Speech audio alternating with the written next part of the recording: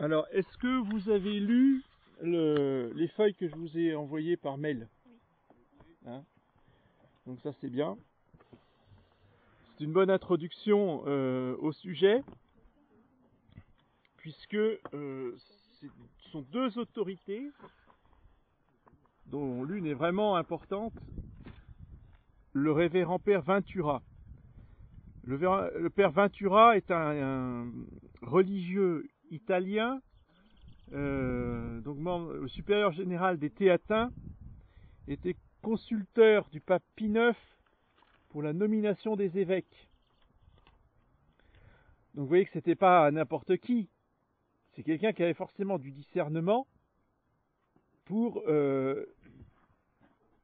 trouver les prêtres capables de recevoir la charge épiscopale et le gouvernement d'un diocèse. Le consulteur, c'est un conseiller Oui, c'est un conseiller. C'est-à-dire que vous avez une congrégation romaine qui s'appelle la congrégation des évêques, avec un cardinal préfet.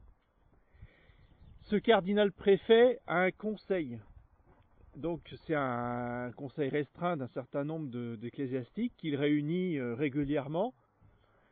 Ces prêtres-là, si vous voulez, étudient un certain nombre de dossiers et après ils se réunissent pour discuter qui va être nommé évêque ou pas dans l'année. D'accord ? Donc le Père Ventura faisait partie donc de cette congrégation des évêques. Sans compter qu'en plus il était supérieur général d'une congrégation religieuse. Pourquoi j'insiste sur cet aspect des choses? Parce que ce n'est pas, si vous voulez, un prêtre lambda, sans qualification, sans science, sans études, sans prudence. Vous voyez, des gens qui ont eu des responsabilités reconnues et donc dont la vie et le jugement est éclairé et dont on doit tenir compte. Et ne pas dire « Ah, l'Église ne s'est jamais prononcée là-dessus ».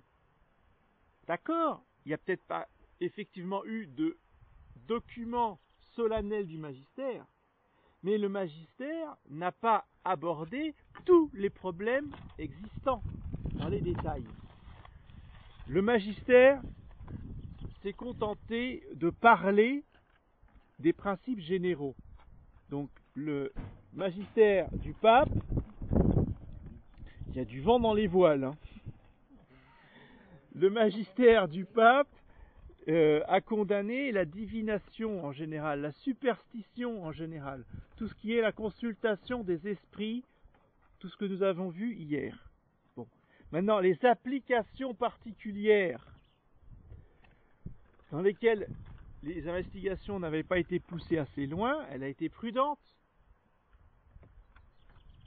Elle a laissé les choses, si vous voulez s'approfondir, du moment qu'elle avait condamné le principe général, après, elle n'est pas obligée tout de suite de parler des cas particuliers. Mais justement, c'est le rôle des scientifiques et des gens compétents d'étudier les choses dans le particulier. Et ces gens-là l'ont fait, ils ont écrit, ils ont expérimenté, et ils ont écrit leurs expériences. Donc il faut en tenir compte. Vous voyez, on ne peut pas rejeter ça d'un revers de main, méprisant, en disant mais de toute façon, tout ça c'est des opinions particulières. C'est pas n'importe quel jugement, c'est des avis graves sur des faits graves, avec des conséquences très graves. D'accord ? Donc je rappelle, pour ceux qui n'étaient pas là, ce que j'ai dit hier, si on vous détourne de ces pratiques occultes, nous, et moi en particulier, je n'y ai aucun intérêt à ça. Vous voyez ? Je n'en retire aucun bénéfice, ni financier, ni apostolique. Par contre, ceux qui vous défendent, ceux qui vous qui défendent les magnétiseurs et les pendulistes, eux ont un intérêt au moins financier. Parce que les radiesthésistes en question, gagnant beaucoup d'argent par leur consultation, sont de très généreux bienfaiteurs des prêtres en question. Oh là là là là là là.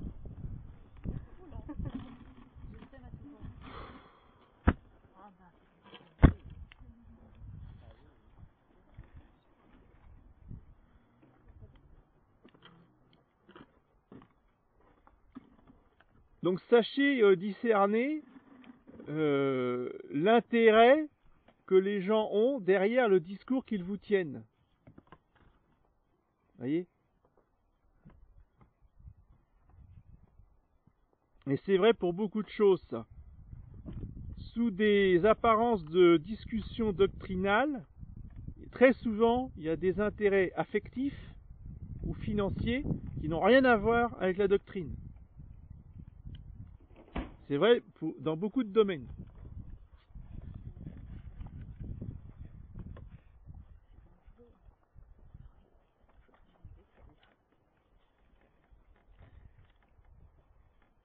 Alors, je voudrais reprendre la lettre du Père Ventura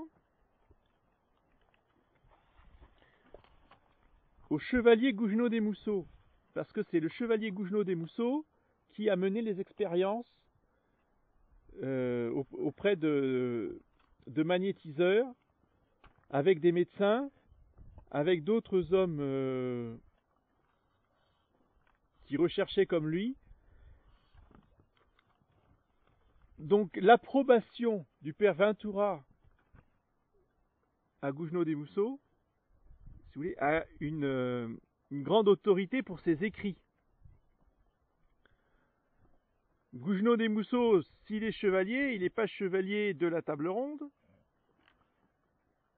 il est chevalier de l'ordre de Saint-Grégoire, si mes souvenirs sont bons.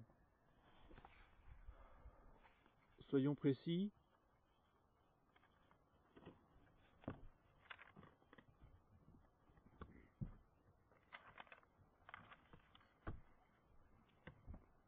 Non, il était chevalier à la chambre du roi Charles X.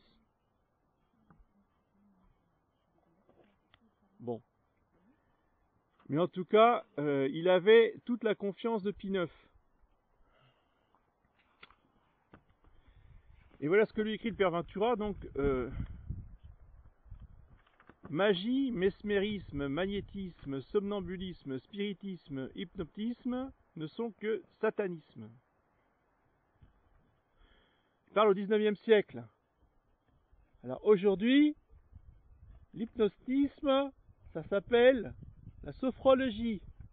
Vous dit quelque chose? Non? Vous avez entendu parler? La sophrologie. Dans tous les cabinets de kiné ou de médecins homéopathes, vous avez des sessions de sophrologie. C'est de l'auto-hypnotisme, exactement. Vous avez aussi de l'hypnotisme qui prend d'autres noms, mais avec d'autres formes et d'autres méthodes plus douces, etc. Mais tout ça, ça reste de l'hypnotisme. Mettre cette vérité en lumière, c'est démasquer l'ennemi, c'est montrer l'immense danger de certaines pratiques réputées innocentes. Alors, ce qu'on veut vous faire croire, c'est que c'est innocent. Mais non, c'est purement naturel. Tu parles. C'est bien mérité de l'humanité et de la religion. Je ne saurais donc trop vous féliciter de vous être consacré à cette noble tâche. Dans un temps d'ignorance et de négation universelle, il y a du courage dans une telle entreprise. Oui, il y a du courage parce que déjà du temps de Gougenot des Mousseaux, eh bien, les adeptes du magnétisme et de l'hypnotisme étaient très virulents et même agressifs. Et ils le sont toujours. Votre vaste savoir, votre immense érudition mettent en évidence l'incontestable réalité des faits. Parce que ce que va décrire Gougenot des Mousseaux, c'est pas des ragots, c'est pas des on-dit, c'est pas de on m'a dit que. Gougenot des Mousseaux, Bon, à l'époque, il n'y avait pas de magnétophone, mais il prend son papier, son crayon, il prend un collègue médecin, un ami médecin, et ils vont tous les deux voir un magnétiseur de réputation internationale, un Italien qui s'appelle Regazzoni, et ils vont lui poser tout un tas de questions et lui demander de faire des expériences devant eux. Et ils vont tout noter, tout ce qui se passe, tout ce qu'ils font, tout ce qu'ils entendent. C'est pour ça que c'est intéressant Gougenot des Mousseaux, parce que c'est un scientifique dans le sens où il décrit des expériences qu'il a vécues lui-même.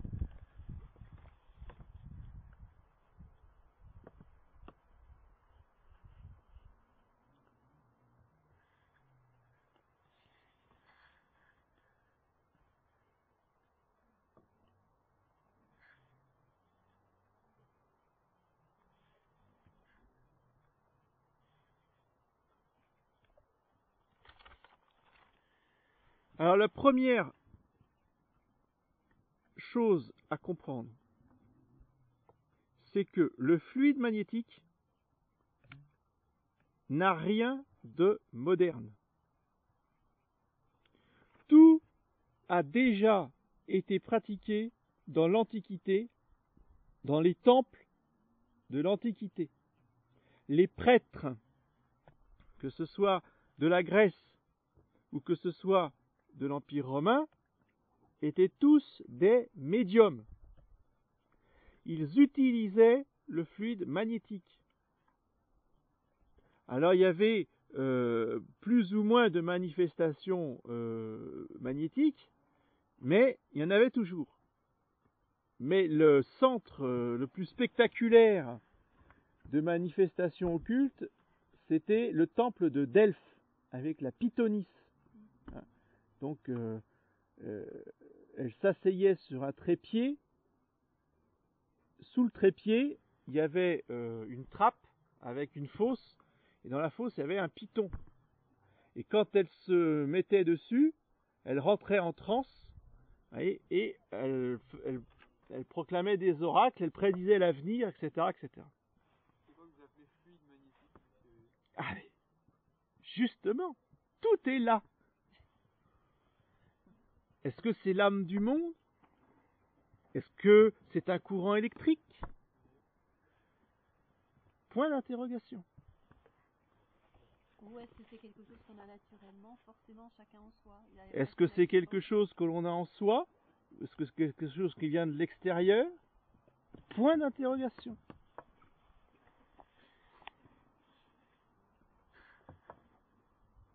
Alors, des prêtres de l'Antiquité ont expliqué un petit peu tous ces rites, et en particulier Plutarque. Plutarque qui était prêtre justement du sanctuaire de Delphes. Il résume dans son traité les notions sur l'âme du monde, je veux dire sur la force fluidique qui résidait alors au foyer des oracles. Parce que ce sont les prêtres de l'Antiquité qui disaient qu'il y avait un fluide à Delphes qui prenait possession de la prêtresse. D'accord ? C'est eux qui expliquent ça. Donc si la doctrine de Plutarque s'insinue et se développe dans les ouvrages des philosophes et des magiciens d'Alexandrie, si elle se ranime, règne et se transmet au moment de la Renaissance, si quelque franches et tortueuses que soient les variantes du langage, nous la voyons reparaître chez l'historien fidèle de la Kabbale contemporaine qui s'appelle Eliphas Lévi. Alors Eliphas Lévi, c'est un copain d'Alan Kardec. C'est de façon un raccourci, mais c'est pour vous faire des relations à ce que je vous ai dit hier sur les religions spirites. Tout ça, c'est le même genre de bonhomme. Mais on se rend compte que depuis Delphes, jusqu'aux satanistes du 19e, la doctrine ressurgit régulièrement, voyez. Alors ne sera-t-il point du plus haut intérêt, dit Goujon des Mousseaux, de suivre cet agent mystérieux dans toute cette circonvolution? Alors nous serons libres de le contempler dans sa vie présente, sous les noms actuels et quotidiens.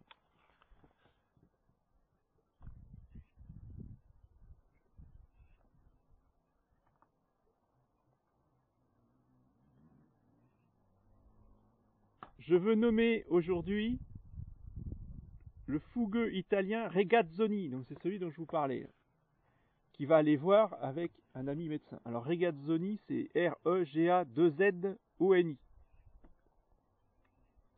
qui parcourait en missionnaire les villes, les châteaux et les cours, imposant les mains pour guérir, semant les prodiges à travers toute l'Europe. Je le visitais car je voulais l'entretenir et le voir à l'œuvre, comme j'en avais vu tant d'autres encore.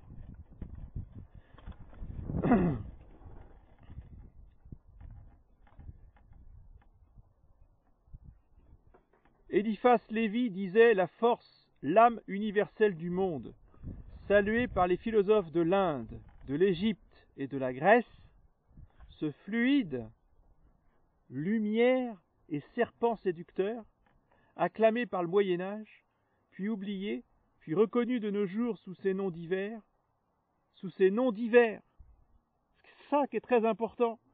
Il a de multiples noms. C'est pas parce que, ah mais oui, non mais, vous parlez de fluide, mais c'est pas du fluide.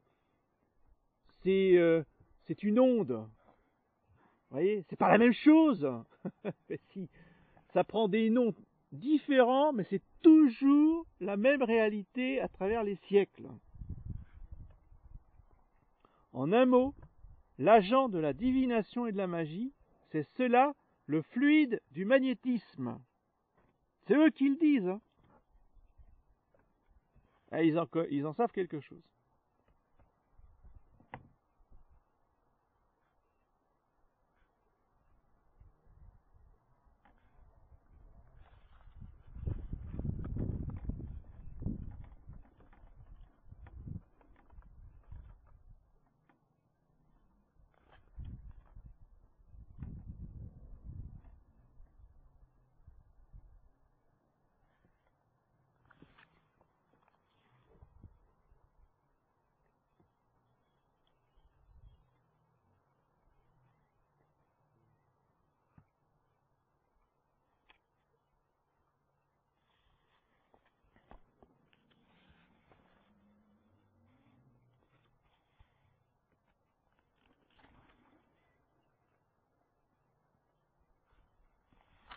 Voilà.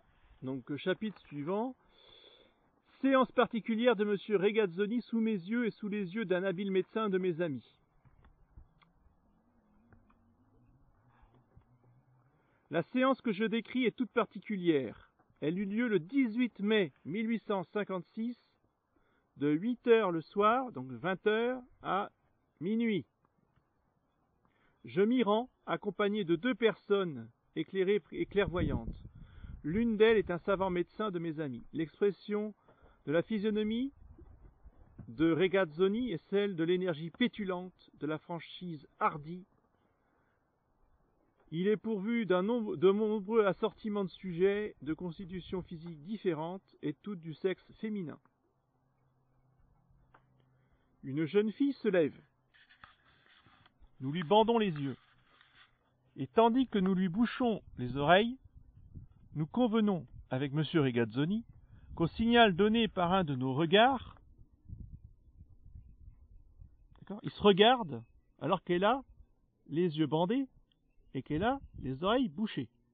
Donc elle ne peut pas percevoir l'échange de regards.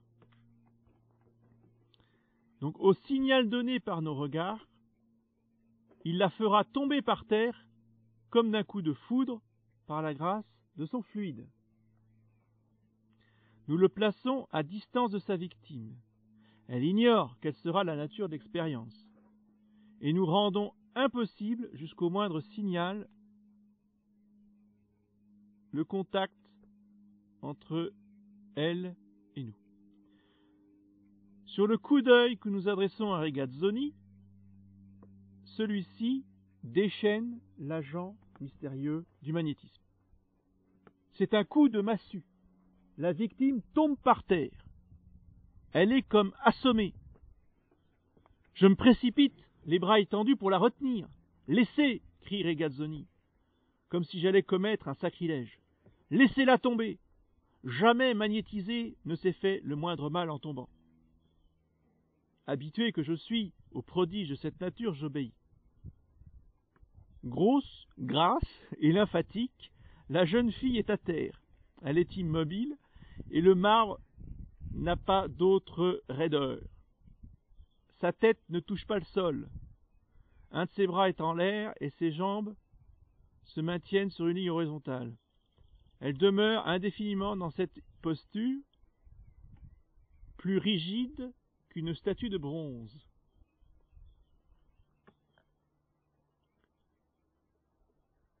C'est à plus de 300 pas de distance que Regazzoni faisait cette expérience en Angleterre, mais l'éloignement n'en augmente point le mérite. J'ai d'ailleurs, pour m'édifier sur la vérité de cette assertion, un livre qui contient le récit de ses succès. Une seconde expérience suit la première. Regazzoni trace sur le parquet, à la place qu'il nous fait choisir, une ligne imaginaire. Sans le toucher, il y dépose, ou plutôt, si je décris son geste, il y secoue, il y jette son fluide à l'aide de quelques passes. Dans l'attitude de la statue du silence, je lui marque du doigt le bout de mon pied comme un jalon devant former limite. Il était convenu que cette ligne fluidique aurait puissance de ne point se laisser franchir. Nous amenons alors une jeune fille qui s'avance à reculons, ayant les yeux bandés. Des passes l'attirent et son allure est dégagée. Mais à peine a-t-elle touché la ligne invisible que ses pieds, comme s'ils étaient subitement saisis et rivés au sol, tandis que le haut de son corps, emporté par l'impulsion de la marche, tombe et se précipite avec fracas sur le plancher. La soudaine rigidité de ses membres est celle d'un cadavre glacé, et ses talons sont cloués avec une précision mathématique à la limite que j'avais fixée. Nous choisissons encore 3 jeunes filles, destinées à subir ensemble l'action tyrannique du fluide, qui les jette à la fois dans une rigidité cataleptique.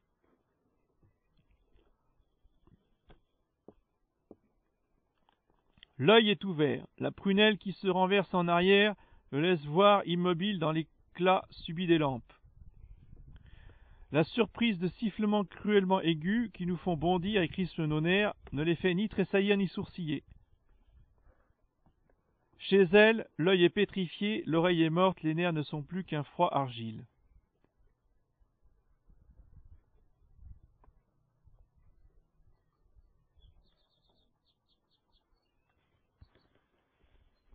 Nos somnambules, sourdes aux plus aigus sifflements, entendent les notes mélodieuses d'une musique et bondissent tout d'un coup comme par magie.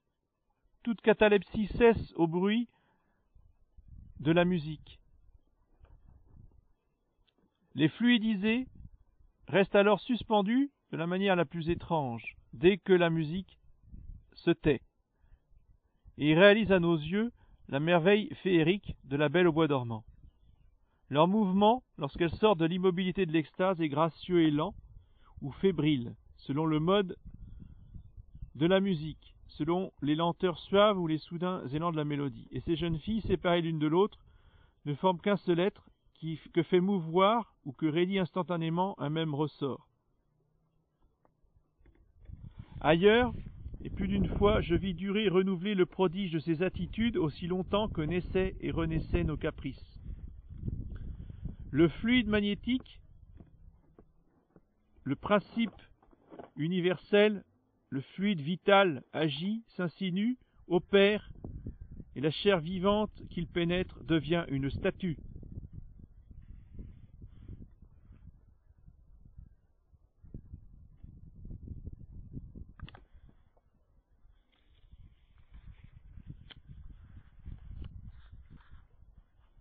Ces ordres, ces fugitives, ces capricieuses expressions du vouloir de chacun de nous, un invisible agent les saisit dans notre âme, il les transmet,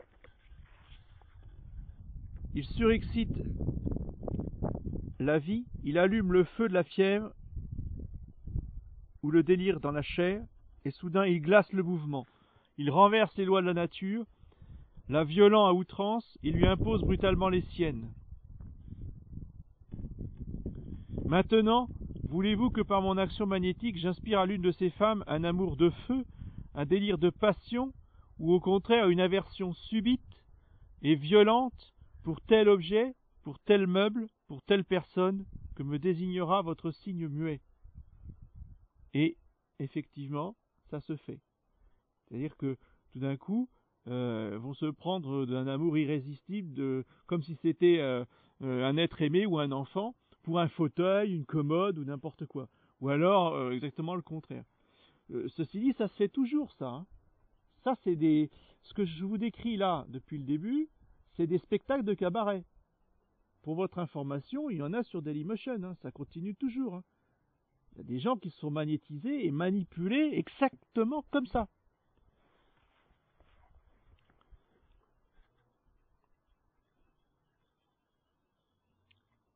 Voilà cette force universelle, dont nous ne nous fatiguons point de relever et de signaler les vestiges. Voilà cette âme du monde, cette lumière astrale, ah oui, parce qu'ils appellent ça aussi la lumière astrale, ce principe vital. Voilà cet insigne agent du magnétisme animal, déguisant le surnaturel sous les artificieux travestissements du langage, s'appropriant le plus innocent des noms, le nom d'un fluide, pour couvrir la plus menteuse des sciences.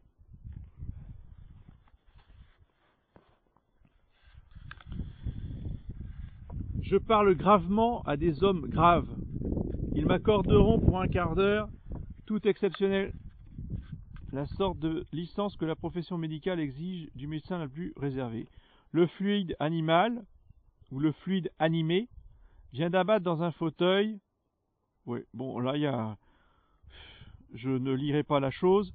On va dire que le magnétiseur est capable de faire gonfler la personne ou une partie du corps de la personne d'une manière monstrueuse et en un instant, de faire redevenir la personne telle qu'elle était au départ. Et donc il y avait un médecin présent qui a examiné la jeune fille en question pendant l'expérience. Donc il l'a ausculté, il l'a palpé pour voir s'il n'y avait pas de trucage. C'est quelque chose d'absolument enfin, c'est pas humain, c'est pas naturel, voyez. Mais voilà ce que peut faire le magnétisme.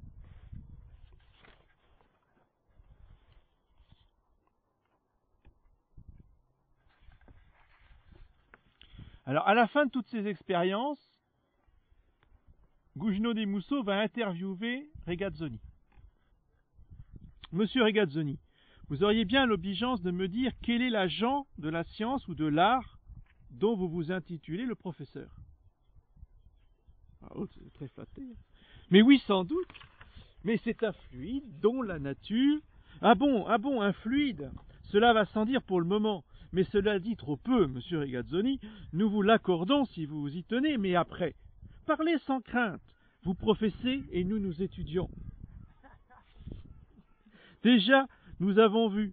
Oui, parce que ces gens-là sont tellement vaniteux que si on veut savoir des choses, il faut les flatter. Là, et après, ils balancent tout. Déjà, nous avons vu.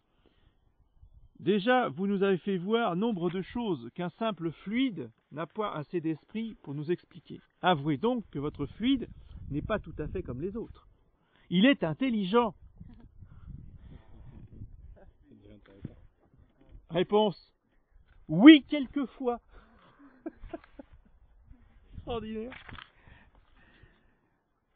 Il conduit visiblement, dit Gougenot, il transporte, il exécute la pensée des autres. Mais comment donc lui sert-il le véhicule? Ah, en vérité, pourquoi pas, lorsqu'il y a lieu? Eh bien, reprit Regazzoni, il nous sera possible de nous comprendre. Il y a dans toutes mes opérations difficiles une petite invocation. Tiens. Il a un nom, le fluide. Ah ouais. Ah ouais. Mais ça, on vous le dira pas. Le magnétiseur que vous allez voir, il va pas vous le dire qu'il fait des invocations. Parce que les invocations, il les fait dans sa tête. Mais il vous prétend que c'est purement naturel. Mais attention, je fais des invocations à des esprits bénins.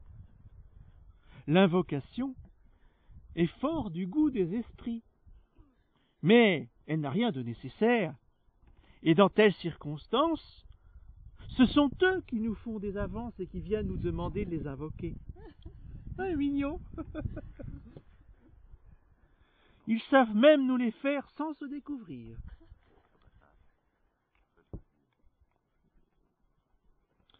Mais monsieur Regazzoni, quelle fut votre raison de croire à leur intervention?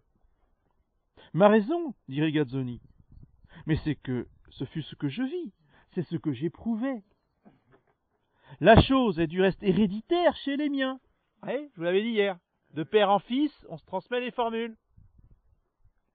C'est héréditaire chez les miens. Un soir, à Bergame, comme je m'apprêtais à rentrer chez moi, comme je touchais le seuil de ma porte, un inconnu se trouve tout d'un coup à mes côtés. « Que voulez-vous » Réponse. « L'empereur d'Autriche va mourir. »« Que voulez-vous dire ?»« Il va mourir dans 10 jours. » Puis il n'y eut plus rien devant moi. Mon interlocuteur s'était évanoui dans l'atmosphère. Revenu de ma surprise, je courus chez quelques intimes et je leur répétai ma leçon. L'empereur va mourir dans 10 jours. Mais de grâce, qui vous l'a dit? Un esprit. Ah bon? Ah bah vous deveniez fou alors. Ou bien vous vous moquez. Soit, attendons et prenons date. 10 jours plus tard, l'empereur était mort.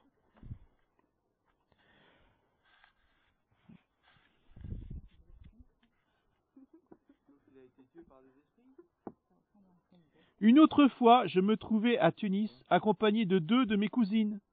Ayant passé tout le jour à donner des séances de magnétisme, je tombais d'épuisement. Mais il m'est impossible de dormir dans une pièce où j'ai trop longtemps magnétisé. L'air s'y remplit de fluide. Et la nuit, on y voit voltiger partout des chenilles de feu. Parce que c'est une forme du fluide.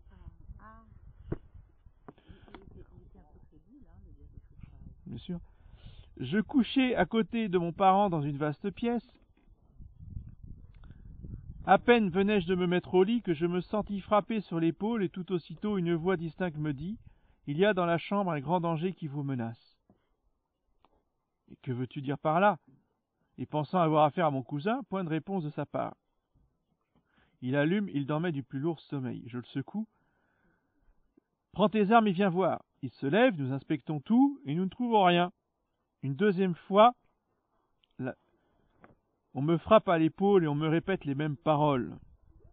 Nous cherchons partout et nous trouvons dans la chambre d'à côté un scorpion à 5 nœuds qui allait piquer mes cousines.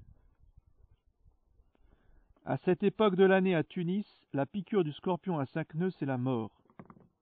En un clin d'œil, nous nous étions armés d'une pincette et d'une serviette mouillée et nous saisissions le terrible animal. C'est la Providence qui les a protégés. Bien sûr. Après tout, nous dit un autre jour M. Regazzoni, le magnétisme aidant, je puis faire voir à certaines personnes des esprits, je puis même les mettre en rapport avec les esprits. grâce au magnétisme.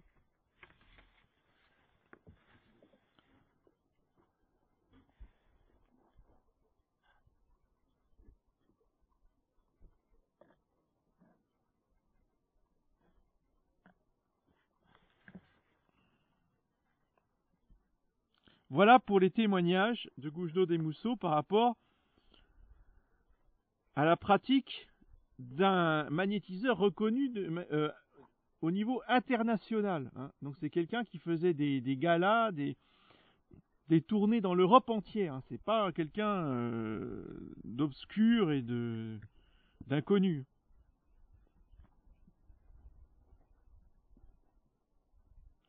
Alors voilà ce que conclut Goujno des Mousseaux. Je sais que la matière ne peut ni penser, ni obéir à mes caprices. Sinon, la matière cessant d'être ce qu'elle est, se confondrait avec les esprits intelligents. Ainsi, lorsque mon âme porte sur ces opérations un œil attentif, il lui est impossible de ne point avoir aussitôt qu'elle le veut, la conscience de son acte. Dans la plupart des expériences, que d'invisibles puissances entrent en nous et sortent de nous pour obéir à notre parole, pour exécuter les volontés muettes de notre âme. Regazzoni croit à notre exemple à l'active intervention des esprits, mais il croit en outre aux merveilles d'un fluide à l'aide duquel il agit sur les esprits, et grâce auquel les esprits travaillent. Souvent même, vous le voyez mêler et confondre l'un avec l'autre ces deux sortes d'agents. Ce fluide qui lui semble surabonder dans ses veines et s'échapper par ses mains, c'est ce qu'il vous raconte. Ça passe par les mains et ça se communique aux autres. Donc ce fluide flatte, remue, exalte son amour-propre. Partageant et propageant l'erreur intéressée de ses confrères, se figure-t-il posséder dans un riche privilège de sa nature une source intarissable de merveille et de supériorité. En un mot, il est le disciple de Plutarque, dont il rajeunit le système. Il est ainsi que Eliphas Lévi, le disciple de celui qui sait se faire comprendre sans qu'il lui soit nécessaire de se rendre visible.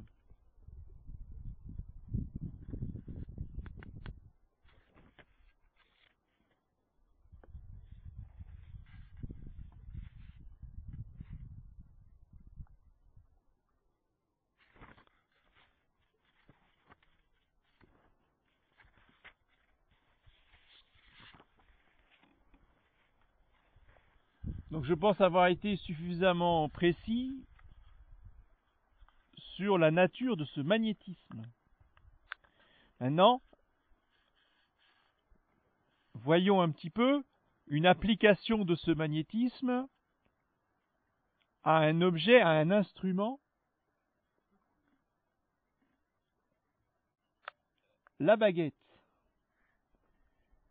Parce que, à travers les siècles, c'est très important de comprendre ça, c'est la baguette de bois qui a été utilisée. Et au XIXe siècle, à la fin du XIXe siècle,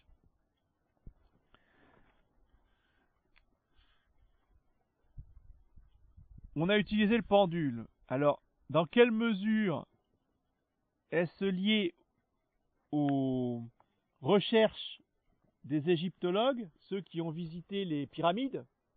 Je n'en sais rien, j'en ai pas la preuve précise et documentaire, mais je pense qu'il y a un lien, parce que les chercheurs ont trouvé des pendules dans les tombeaux des pharaons. Près des sarcophages, il y avait des pendules. Hein? De quelle date? De plusieurs milliers d'années avant Jésus-Christ. Donc c'était des instruments déjà utilisés dans l'Antiquité qu'on a redécouverts. Et d'ailleurs, j'avais une petite digression, mais je me demandais, qu'est-ce que vous pensez du fait qu'ils soient morts, ceux qui sont rentrés dans le tombeau tout en Cameroun? Ils sont tous morts les uns après les autres? Oui, alors ça on explique ça. Non, par des virus, vous voyez, ou des bactéries, des microbes qui n'avaient plus lieu à notre époque, qui n'avaient plus cours, et donc les organismes des chercheurs n'étaient pas Ils protégeaient, immunisaient contre ces microbes-là, donc ils en sont morts. Et vous croyez que c'est une explication naturelle? Parce que je serais pas surpris qu'il y ait eu des sorts de jetés pour ceux qui franchiraient la porte les premiers. Des trucs comme Oui, ça. et il y a certainement aussi ça, il y a les deux. Il y a les deux. Parce que les pyramides sont effectivement des lieux totalement infestés par... Mais bon, là, si on commence à partir sur les pyramides, il y aurait beaucoup de choses à dire. Mais c'est un sujet passionnant, hein, parce que on est au cœur du sujet, justement. Ça veut dire qu'on peut pas les visiter, les pyramides. Ah non, non, non, non. Ah oui, là, pour clore le sujet, jamais les pieds dans les pyramides. Et en règle générale, pas les pieds sur le continent africain. L'Afrique est complètement sous l'emprise de la sorcellerie. Alors les voyages de noces, où vous voulez, mais pas en Afrique, pas en Asie, pas en Chine.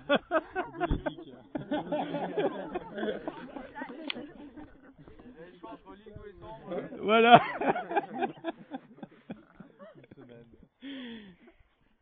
Alors,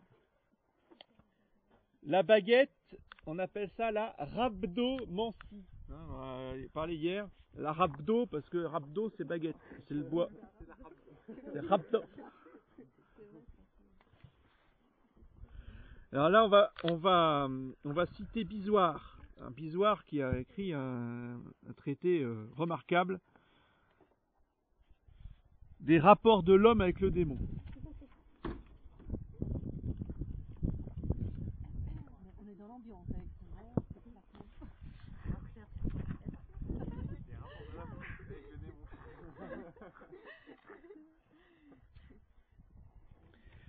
Alors les Chaldéens, les Babyloniens, pendant la déportation, avaient donné aux Juifs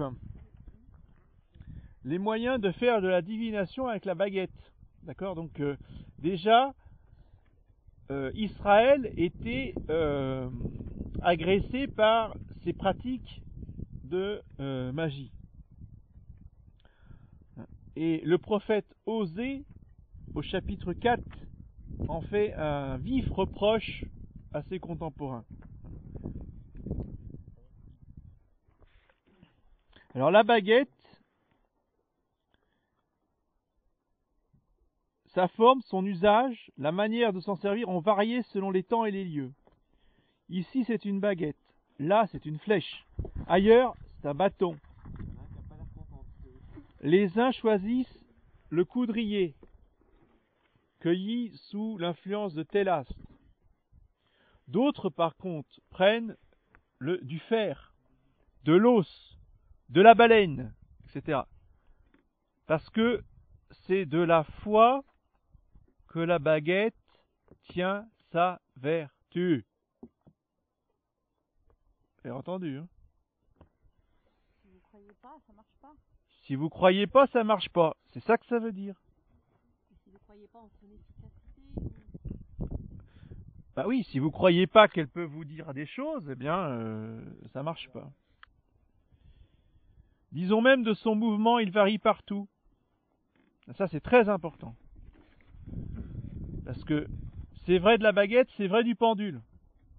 Le pendule, il dit oui en tournant à gauche si vous êtes d'accord avec ça. Mais si pour vous, oui, c'est tourner vers la droite, le pendule, il dira oui en tournant vers la droite. Ça dépend des gens. Oui.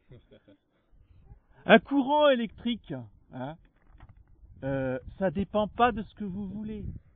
La prise, elle vous électrocutera toujours avec le même voltage que vous vouliez ou que vous vouliez pas.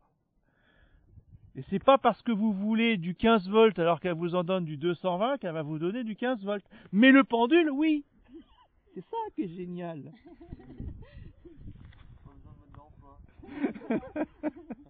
C'est ça qui est génial. Et la baguette, elle se replie en rond, si vous lui demandez de se replier en rond. Mais si vous lui demandez de tourner, eh bien, elle va tourner. Si vous lui demandez d'aller vers la gauche, la baguette ira vers la gauche.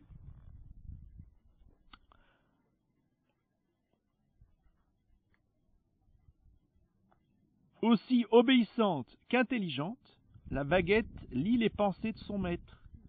Elle répond à sa confiance. En fonction de ce que son maître demande, la baguette elle va trouver des sources, mais elle ne trouvera rien d'autre. Elle pourra passer au-dessus de fer, de l'or, de l'argent, elle ne bougera pas. Parce que son maître a demandé de l'eau. Mais si son maître a demandé du fer, alors la baguette, elle ne tournera que la même baguette. Pas une autre, la même. Elle ne tournera que sur le fer. Mais elle ne connaîtra plus l'eau. Elle ne connaîtra pas l'or non plus. Si vous lui demandez de trouver de l'or, alors elle tournera sur l'or, si elle en trouve. Mais si vous repassez sur le ruisseau, elle ne tournera plus, parce que vous ne lui avez pas demandé de tourner sur l'eau. Vous comprenez? C'est une baguette intelligente et soumise.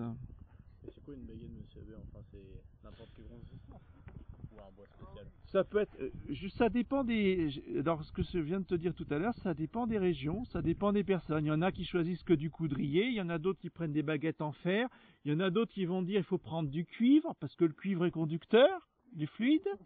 Il y en a d'autres qui te diront il faut prendre de l'os, tu vois. Il y a toutes les théories possibles. C'est comme le pendule. Il y en a qui te diront il faut surtout pas prendre de plastique, il faut prendre un pendule en cuivre. Il y en a d'autres qui te diront non, non, non, pas du tout. Le meilleur pendule, c'est un pendule en cristal de roche, parce que ça vibre ça résonne avec le fluide. Tu vois, tu as toutes les théories possibles. Donc, elle découvre les sources, elle découvre les mines de fer ou d'autres, elle guérit les fractures, elle réduit les luxations, elle découvre les voleurs,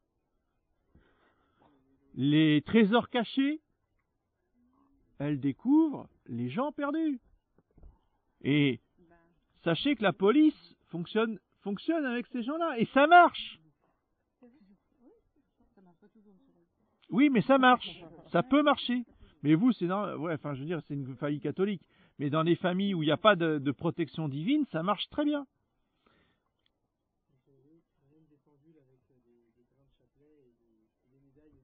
Ah, on trouve de tout.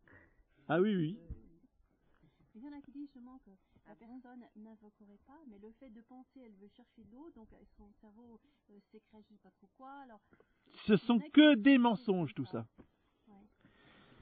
Donc le principe général qu'il faut que vous reteniez, c'est que le cerveau humain n'a aucune possibilité d'agir sur la matière à distance. Si vous voulez agir sur la matière, vous êtes obligé, le cerveau est obligé de donner un ordre à votre bras qui va obéir au cerveau. Il va saisir le pot d'eau, il va prendre le pot d'eau et il va faire quelque chose avec le pot d'eau. Jamais votre cerveau ne pourra bouger le pot d'eau à distance. Ça, vous voyez, c'est le mode de fonctionnement angélique. L'ange saisit les objets matériels en appliquant sa volonté sur l'objet. Et précisément, le démon veut faire croire à l'homme qu'il fonctionne de la même façon que lui. Et en fait, il agit à la place de l'homme en disant non, c'est toi qui agis. Ça vient de toi, mais pas du tout. Vous voyez, c'est le menteur qui se rend invisible. Et surtout, qui veut surtout pas qu'on sache que c'est lui qui agit. Donc, il fait passer ça pour un pouvoir personnel.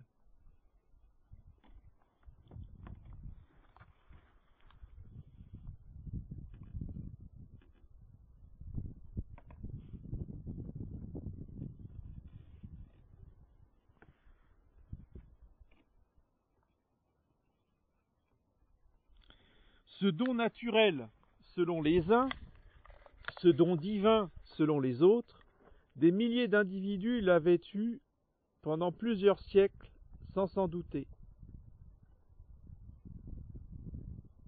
Bientôt, on ne se borna plus à trouver de l'eau et des métaux. La baguette distingua les limites d'un champ, indiqua le lieu précis où se trouvaient les bornes.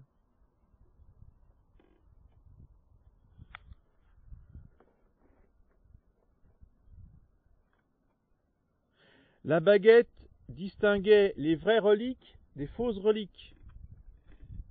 Elle dévoilait l'infidélité des femmes. elle connaissait les pensées. Quand on cherchait des minéraux, ouais, j'aime bien, et la fidélité des hommes. J'attends. C'est incroyable ça. Ah non mais bon bref. La baguette connaissait les pensées.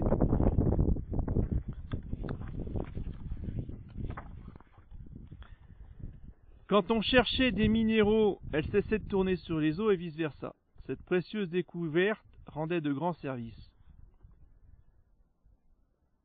L'Église, enfin, défendit dans le synode de Grenoble, le 12 avril 1690, de se servir de cette baguette sous peine d'excommunication, établissant qu'il est diabolique par des arguments qu'on exposera ailleurs. Oui. Donc, non, c'est un concile, c'est pas un évêque, c'est un concile particulier. Alors, c'est pas un concile universel, c'est un concile particulier, c'est-à-dire c'est les évêques d'une région de France qui se sont réunis à Grenoble pour décréter ça. Alors, d'accord, c'est pas le magistère du pape, c'est pas le magistère universel, je suis d'accord, c'est quand même pas n'importe quoi, c'est pas n'importe qui. Ça mérite au moins qu'on en tienne compte.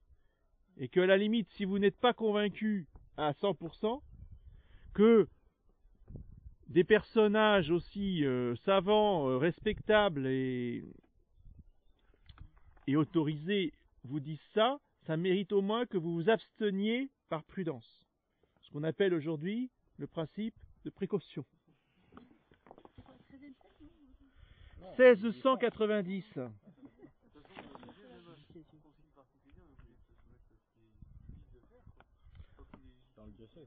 Oui, mais pour les gens de Grenoble à l'époque, oui. Voilà, il y a le breton. Et ça, s'il y a quelqu'un qui veut faire ce genre de choses sur un chrétien, et ce chrétien se met à prier, ben là, ça peut pas marcher. Il est protégé par... Alors, comment? Non, mais c'est vrai que ça peut le protéger, oui, tout à fait. En tout cas, si on a conscience des choses, oui. Alors, par exemple, là où ça marche très bien, c'est pour l'hypnose. L'hypnose. Vous aviez dit que ça dépendait de notre volonté. Oui. Donc, si la personne bloque avec sa volonté et qu'elle prie justement pour résister, eh bien, elle ne peut pas se faire hypnotiser. L'hypnose ne marche pas. Il faut le consentement de la personne hypnotisée. C'est intéressant, elle en parle justement, elle dit il faut être comme celui qui se fait magnétiser, il faut qu'il donne sa volonté, elle le dit carrément, il faut donner sa volonté au bon Dieu comme ceux qui vont se faire magnétiser. Voilà, sauf que ceux qui vont se faire magnétiser, ils donnent la volonté au démon. Voilà, c'est la seule différence. Ceux qui se font magnétiser, ils peuvent résister eux-mêmes. Bah oui, si. Le sang, c'est les magnétiseurs de sang, mais pas une barrière. Voilà, donc pour l'hypnose, c'est clair. Ça bloque tout.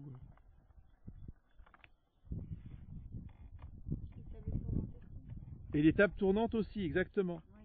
La présence d'une médaille miraculeuse, d'un chapelet, de l'eau bénite, des choses comme ça, ils sont incapables de faire tourner la table. Ils vous disent, il y a quelqu'un qui a des ondes négatives là, et il doit partir. Non mais c'est vrai, hein. On part et on laisse le chapelet. C'est ça, ouais.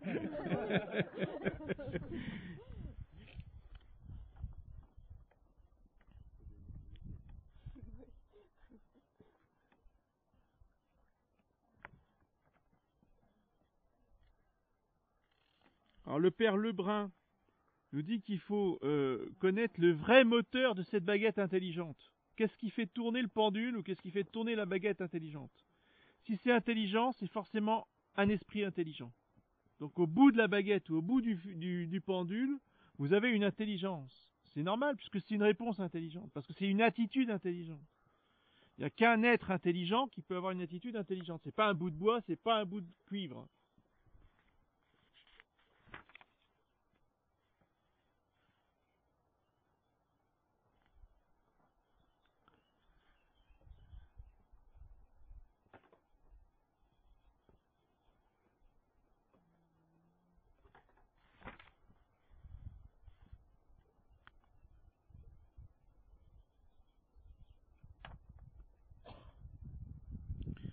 Donc, je vous ai dit qu'il fallait qu'il y ait on va appeler ça dans un premier temps une convention entre le radiesthésiste et son pendule. C'est-à-dire, il doit dire à son pendule, quand tu veux me dire oui, tu tournes dans tel sens. Quand tu veux me dire non, tu tournes dans tel autre sens. D'accord ? Ben, le père Lebrun dit que ce n'est pas vraiment un pacte avec Satan, ça, mais c'est un pacte tacite. Parce que quand on ne peut attendre un effet ni de Dieu, ni de la nature, il ne sert même à rien de dire qu'on renonce à tout pacte. On ne doit pas même recourir pour faire le bien à quelque usage qu'on ne croit pas naturel. Donc on dit qu'il y a un pacte tacite entre le radiesthésiste et l'esprit qui fait tourner le pendule. C'est-à-dire ce pacte tacite, c'est pour me répondre, tu me dis oui en faisant tourner dans tel sens et tu me dis non en faisant tourner dans l'autre. Ça. Mais c'est pas explicite, puisqu'il ne croit pas dans l'esprit. Il croit que c'est une force naturelle. Mais en fait, dans la réalité, c'est ça que ça veut dire. Et ça entraîne des conséquences, bien sûr. Moi, j'ai le témoignage donc d'un homme, d'un apiculteur que j'ai bien connu, qui habite pas loin d'ici, très brave homme, qui était de bonne foi et qui faisait beaucoup de pendules. Et des pendules pas pour faire du mal, hein, des pendules pour faire des recherches archéologiques. Donc il recherchait des vieilles pierres, vous savez, les morceaux de poterie, etc. avec le pendule. Et il trouvait. Puis un jour, ils étaient à côté d'une abbaye. Et bon, ils étaient en train de faire tourner leur pendule. Puis d'un coup, ils entendent quelqu'un qui hurle, mais à faire frémir dans la sacristie de l'église abbatiale, à côté de laquelle ils faisaient leurs recherches. Alors ils se précipitent pour voir ce qui s'était arrivé. Ils croyaient que c'était... Et ils voient un homme allongé par terre, couvert de sang. Ils se précipitent pour l'essuyer, ils allaient appeler les secours. L'autre dit non, mais... Il était complètement paniqué, il n'était pas blessé, mais il était couvert de sang. Il y avait des reliques dans la sacristie, et il s'est mis à interroger le pendule à propos des reliques. Et il a dit que le pendule s'était mis à tourner à toute vitesse. Et alors, il ne sait pas trop ce qui s'est passé, mais il s'est retrouvé dans une panique pas possible, et tout recouvert de sang. Alors, du coup, il est parti, il a dit plus jamais je toucherai au pendule. Et le monsieur dont je vous parle, qui a été témoin de la scène, n'a plus jamais touché un pendule de sa vie. Ça a au moins servi à ça. Il ne faut pas nous dire que c'est innocent, hein. Il ne faut pas nous dire qu'il n'y a pas le démon derrière. Alors, comment ? On ne sait pas. Enfin, apparemment pas. Mais en tout cas, il s'est retrouvé avec le corps couvert de sang. C'est quand même très impressionnant, hein. Et j'ai un exemple très proche de moi qui m'avait beaucoup frappé à l'époque, parce que ça aussi c'est le bon Dieu il nous montre comme ça les choses. Il s'agissait de la BRI, pour pas le nommer, qui est quand même qui est un ingénieur un esprit très scientifique. Il y avait un autre séminariste qui jouait du pendule comme ça tout le temps. Un fanatique du bio aussi qui pendulait toute sa nourriture pour savoir s'il n'y avait pas trop de produits chimiques. Voilà, ouais.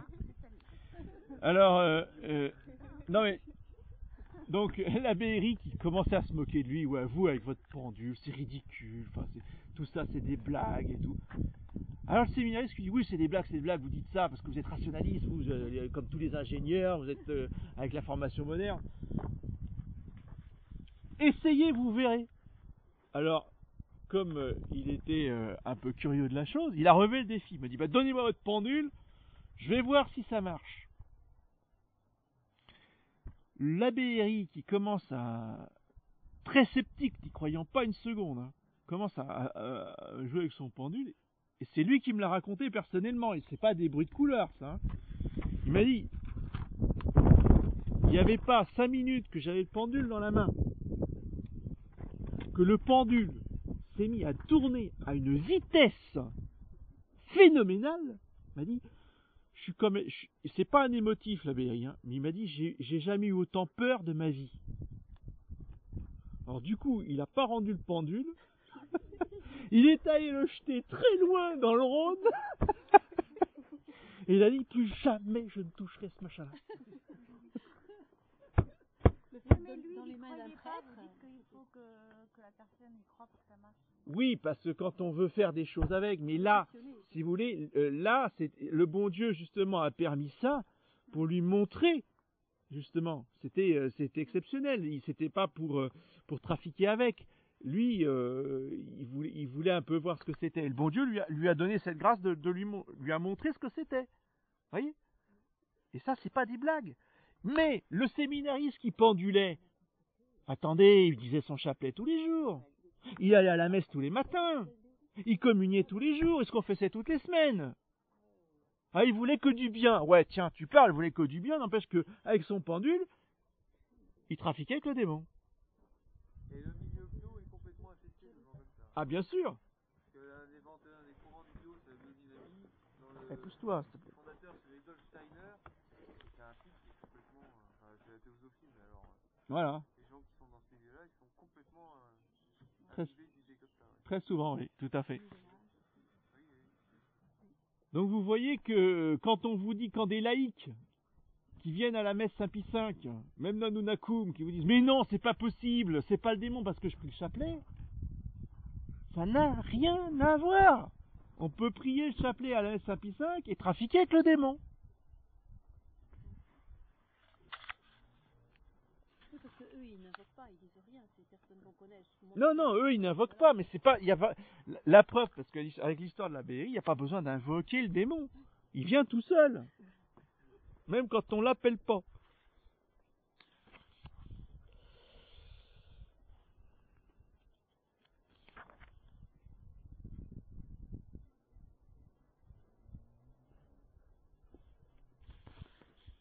Pourquoi il est allé le jeter dans le Rhône? Il voulait pas aller lui dire faut faire exorciser votre truc et puis faire un truc. Non, il voulait pas qu'il continue avec ce machin-là, mais il lui a dit après. Ah bon. Il n'y avait pas un professeur avec lui, il n'y avait personne pour vous dire que c'était pas bien le pendule, non? Ah non, non, non, personne. Il y avait Et le même pas- directeur savait très bien ce qu'il faisait. Hein. Ah oui? Ouais, c'était l'abbé Laurence, et l'abbé Laurence, il laissait tout faire. Hein. Ah ouais. Eh ben. Il croyait pas Pour eux, c'est naturel. C'est pas dangereux. Il n'y a pas de problème. Et puis on dit aussi, à partir du moment où on passe pas dans les excès, bon... quand Voilà, on il fait faisait la pas table, d'excès. Ça, quand on Ça, sollicite vous pas allez trop le démon, l'entendre, bon, un hein. petit peu, ça va. Puis on dit aussi, maintenant, qu'il y a des machines qui font la même chose. Qu'est-ce qu'il faut penser de ça? Des médecins qui... Bon, vous savez, le pendule, bon, ce médicament est pour vous, ceci n'est pas pour vous. Et il y a des machines qui font ça, quoi. Alors, on nous dit, justement, c'est du... Ça, j'aimerais voir. Ben, justement, à Saint-Malo, là, monsieur, c'est une machine. Ah non, ça n'a rien à voir, là, faut pas tout confondre. Je parle pas de celui que vous allez voir, hein. Ouais, non, mais... Mélangeons pas tout. Alors... Encore une autre interrogation d'un magnétiseur. Peut-on soustraire ou tripler les forces d'un sujet magnétique? Réponse oui.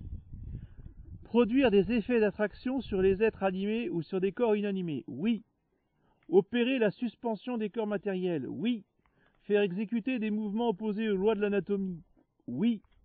Faire atteindre à des hauteurs hors de proportion avec la grandeur naturelle? Oui. Le sujet peut-il marcher sur des points d'appui contraires à sa constitution et lois de l'équilibre? Oui. Peut-on produire sur sa personne des inflammations? Oui. Oui, voilà, ça explique tous les tours de fakir, là, où il marche sur des braises, il marche sur des pointes, il se couche dessus, etc. L'esprit peut-il faire des apports matériels? Oui. Le magnétisé peut-il parler plusieurs langues inconnues? Connaître des sciences ignorées? Oui. Communiquer avec les morts? Oui.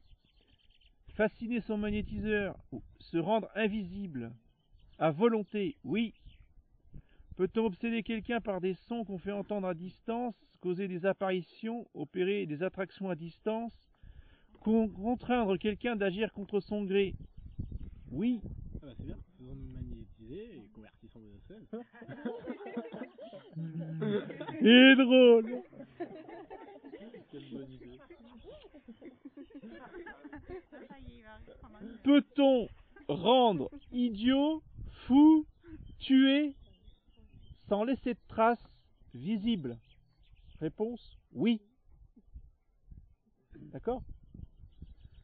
Qui c'est qui répond aux questions là? C'est le pendule.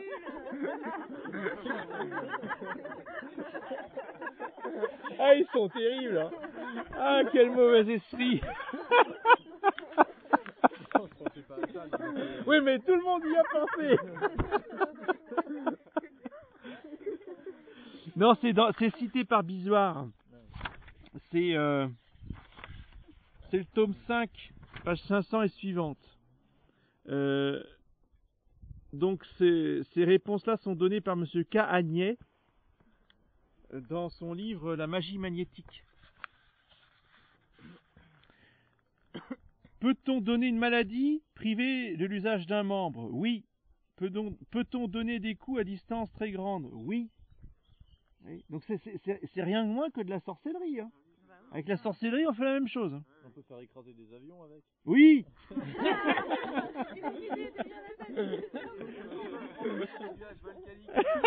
Oui. Exploser un volcan alors?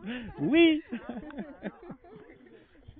Peut-on faire égarer quelqu'un dans sa route, lui faire sauter des fossés, lui créer des buts, lui faire apparaître des voleurs, lui faire apparaître des animaux féroces? Oui. Mais ça c'est que le gars il a des hallucinations. Oui.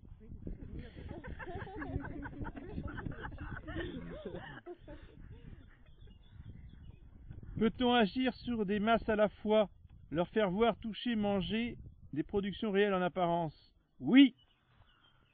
L'homme peut-il avoir à ses ordres des esprits dégagés de la matière? Oui. Peut-il provoquer des pluies, des vents et des tempêtes? Oui. Ah, donc les volcans aussi. Et Kanye ajoute qu'il prouvera que toutes ces choses ont été faites et qu'il est possible de les produire par le magnétisme comme principal agent.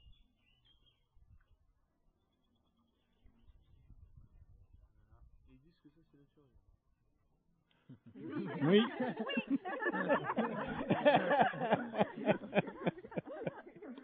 Exactement. Mais là, ce sont des personnes qui sont enfin, une haute expérience quand même. Ah oui. Ça, Ah bah oui. là, ils invoquent vraiment le démon pour faire ça. Non, pas forcément, mais ça n'empêche que ça marche quand même. Et puis le pendule qui se porte dans tout ça, parce que là on est des degrés. Bah oui, super. Vraiment. Pour aller faire tout ça. Voilà. Alors justement, donc, on va Ah bah oui. on est arrivé au pendule lui-même. Ah mais avion accessible. Rien de plus. Ouais, mais enfin après faut pas voir partout. Oui, comme ça, Bon, c'est naturel aussi qui existe, monsieur l'abbé ou Non, mais quand vous avez des choses absolument incroyables que quasiment la totalité du gouvernement se retrouve dans un avion, Dans un avion. là, vous pouvez vous dire, il y a quelque chose de pas naturel. Pour célébrer un massacre de toutes les élites de la nation. Ouais, non, mais... Non mais attendez, et ils y repassent tous, Non, c'est un peu fort. faut pas nous prendre pour des idiots non plus. Hein. on voit aussi quand des personnes ont prié Jean-Paul II des saints pour la guérison d'une personne, ils ont été exorcisés, ça se trouve, c'est un peu ça. Oui, parce que maintenant, elle est plus guérie. Ah oui, ah bah, Ouais, le miracle, il a cessé. Ouais. c'est intéressant. Non. Ou alors Ah, je c'est sais la pas, je crois preuve. que c'est pas une religieuse. Je crois que c'est Si, ouais, c'était une religieuse. Oui. elle a été guérie, elle a communiqué avec lui. Ça passe par neuf. C'est vrai que c'est Ah étonnant ouais. quand on... C'est la preuve que c'est bien. On va faire un procès psychologique. Alors, à la fin du XVIIIe siècle, le pendule détrôna peu à peu la baguette. Ce phénomène coïncide également avec l'apparition du courant spirit, qui atteignit son apogée au cours de la deuxième moitié du XIXe siècle. On notera cependant que la baguette du sourcier servait essentiellement à détecter la présence de l'eau. Le pendule, quant à lui, a une utilisation bien plus vaste, avec des applications très différentes, dans la mesure où il sert d'outil de décision, dont la réponse détermine un point de vue dans les domaines aussi différents que ceux des jeux de hasard, du dépistage des maladies, de la recherche des vies antérieures, des examens scolaires et de bien d'autres choses encore. Beaucoup d'ecclésiastiques, de médecins, d'adultes, de vieillards s'adonnent au jeu du pendule. Énormément de prêtres ont fait du pendule. Ils font du pendule. Et ça, c'est une catastrophe. Parce que justement, c'est à cause d'eux que beaucoup de fidèles disent « Mais voyez bien que c'est pas mauvais, puisque c'est l'abbé Untel qui nous en a parlé, qui en faisait lui-même. » Et la sœur de Monseigneur Lefebvre faisait du pendule. Alors ça peut pas être mauvais, puisque une fille de Monsieur et Madame Lefebvre ne peut pas faire quelque chose de mauvais. Hein? Alors, le pendule, quant à lui, a une utilisation bien plus vaste, on a dit. Passion et vocation, ce sont là deux mots qui reviennent fréquemment dans le discours des praticiens du pendule. Un auteur avoue, tel est, en ce qui me concerne, le cas de la radiesthésie qui est devenue, depuis une vingtaine d'années, une passion, pire, une véritable drogue, dont mon esprit use de façon quasiment quotidienne. Tous les utilisateurs du pendule font la même constatation, ça marche. Le pendule répond aux sollicitations par des réponses simples, oui, non.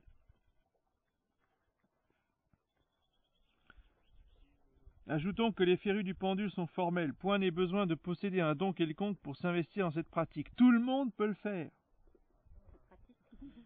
Certes, certaines personnes manifestent plus d'aptitude que d'autres. Les spécialistes considèrent qu'il est possible de récupérer cette faculté perdue par l'entremise du pendule, grâce à un entraînement fréquent et régulier.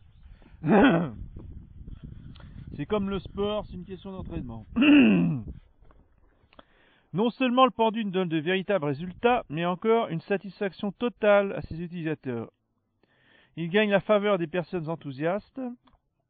Quelques auteurs voient dans son apprentissage et sa maîtrise l'outil de référence permettant à l'individu de se réaliser par un contact avec la force cosmique. C'est encore un autre nom sous lequel se cache le fluide, c'est lumière astrale, force cosmique. La radiesthésie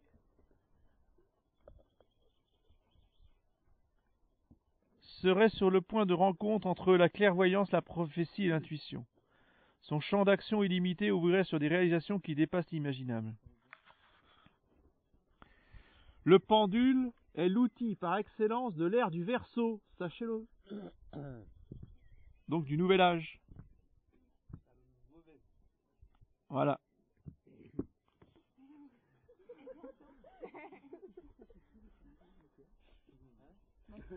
On va pas vous donner les adresses, ma sœur. C'est ça. Pourquoi vous voulez en acheter un? Non mais dites-nous tout là. Mais peu importe, ça n'a aucun intérêt. Le pendule indiquera donc la réponse en qualité de vecteur placé quelques centimètres au-dessus d'un objet. Lorsqu'on s'intéresse à la radiesthésie, on constate que tout est expliqué à partir d'un point de vue centré sur l'homme. L'intellect explique, mesure, valide la perception de nos cinq sens. On évoque le phénomène en le créditant d'une approche scientifique. Il suffit de comptabiliser les réponses du pendule et de tirer les ratios qui valident la pertinence des résultats. Le pendule est auréolé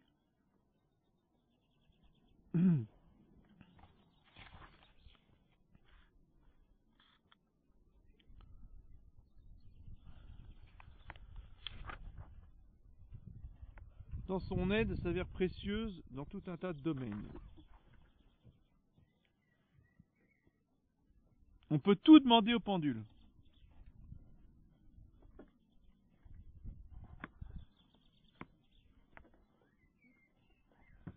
La certitude d'employer un outil efficace et sans danger, utile au prochain, est l'idée généralement répandue dans le milieu des pendulistes.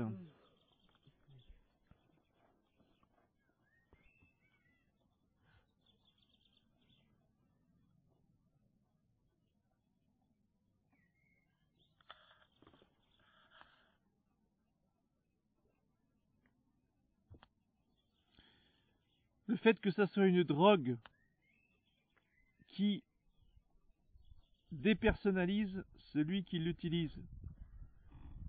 On a dit hier, il ne peut plus rien faire, il ne peut plus rien décider par lui-même, il faut qu'il consulte son pendule.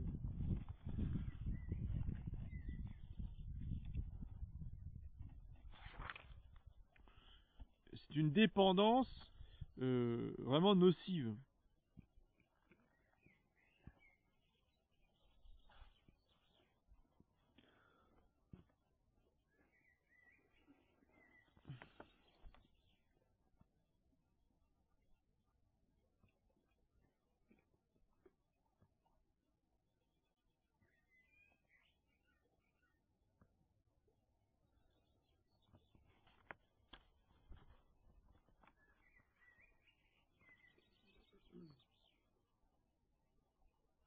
Entre le pendule, les cartes, les verres, la table tournante, il n'y a pas de différence réelle. Ces objets sont soumis au même fonctionnement. Un esprit, donc un ange, voire plusieurs anges, répondent à la sollicitation d'un opérateur en lui prélevant une certaine quantité d'énergie pour imprimer un mouvement à un objet. Les esprits, donc les anges qui se trouvent, les mauvais anges, qui se trouvent dans la matière astrale, peuvent sans difficulté lire les pensées des humains terrestres, lire les informations écrites, voir le rayonnement des corps finalement, connaître des choses se situant ici-bas et les transmettre aux demandeurs. Monsieur Abbé, mais pour ce qui est des pensées et tout ça, vous avez dit pourtant qu'il n'y a que Dieu qui peut voir, qui peut lire.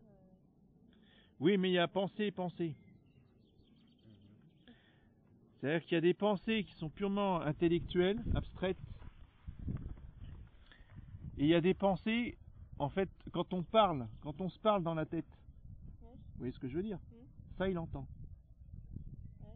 Parce que ça met en jeu des facultés sensibles, en particulier l'imagination et la mémoire. Et ça, c'est des parties qui sont très localisées dans le cerveau. Alors aujourd'hui, avec l'IRM, vous savez ce que c'est que l'IRM?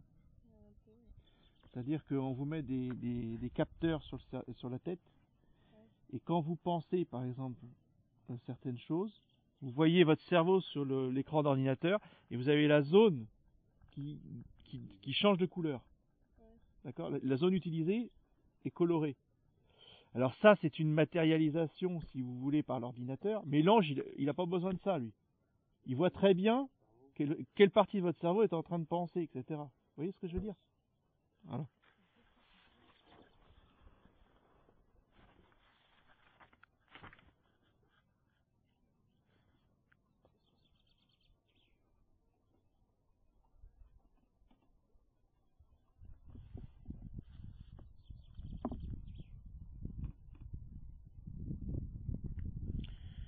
Alors, tout discours sur les bienfaits du pendule repose sur des bases fausses. Les résultats obtenus avec le pendule est rendu possible parce que nous sommes dans la matière, flattent l'orgueil du penduliste qui s'expose à des conséquences tragiques dans l'ignorance du véritable enjeu, c'est-à-dire le sort de l'esprit assujetti aux démons. L'intelligence supérieure imaginée par les opérateurs du pendule n'est rien d'autre qu'une manifestation de nature spirite.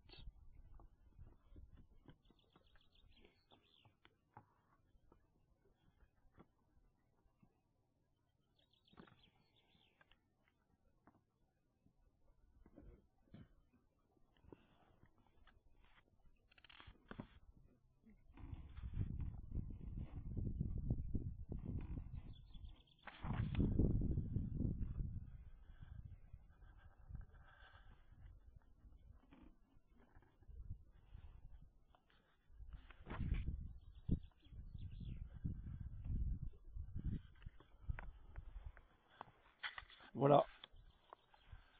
Rapidement, très rapidement, trop rapidement, le survol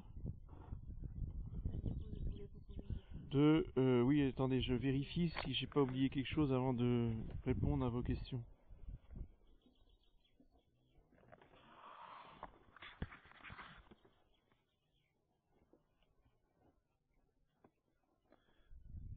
Oui, c'est ça. Bon, éventuellement,